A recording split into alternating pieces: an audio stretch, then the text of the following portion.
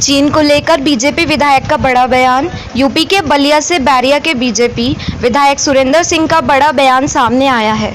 BJP विधायक सुरेंद्र सिंह ने कहा कि दुनिया की महाशक्तियां अपने नेता के चरणों में नतमस्तक है। भगवान न करे कि युद्ध हो, अगर युद्ध हो गया अपने नेता के नेतृत्व में तो दुनिया देखेंगी। चाइना वो 62 का चाइना और 62 का भारत नहीं है, यह नेहरू का भारत नहीं है, ये पुरुषार्थी संकल्प का धनी मोदी का भारत है। जैसा वो एक्शन करेगा वैसा रिएक्शन भारत के सैनिक के द्वारा संभव हो जाएगा। पहले ऐसा अवसर देखे होंगे, किसी देश के राष्ट्रीय अध्यक्ष ने अपने देश की सेना को झंझट के दूसरे दिन ही निर्णय लेने का अधिकार दे दिया, सेना को इमरजेंसी लगाने का अधिकार दे दिया। इससे सुंदर किसी राष्ट्रीय अध्यक्ष का निर्णय हो नहीं सकता। हमारे नेता ने खुली छूट दी है कि जो जैसा करता है उसको तुरंत जवाब दो। मुझे विश्वास है कि चीन डरपोक देश है। नेहरू जी को भले डरा लेता हो, लेकिन 56 इंच का सीना वाले मोदी जी के सेना को डराने की हिम्मत नहीं है।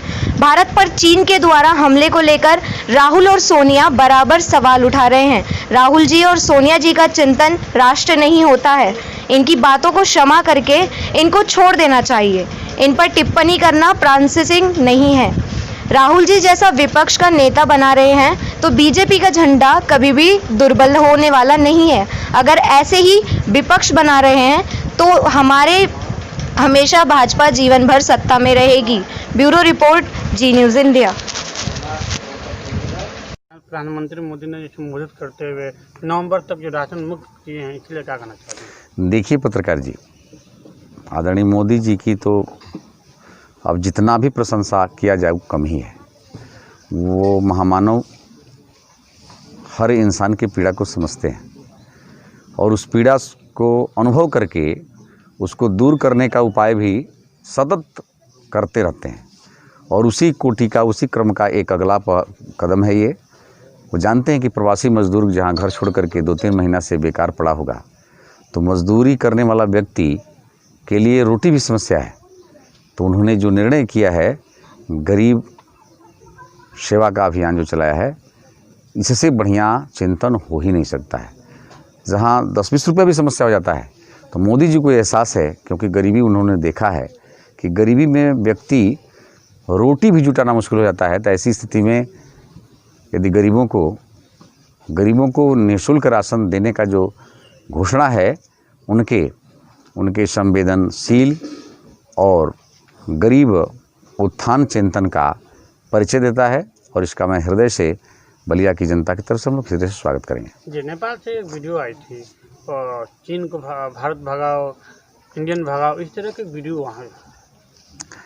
देखिए, सवाल यह है कि हम नेपाल की चर्चा करना प्रासंगिक नहीं है, जहाँ दुनिया की महाशक्तियाँ अपने नेता के चरणों में इस समय नतमस्तक है।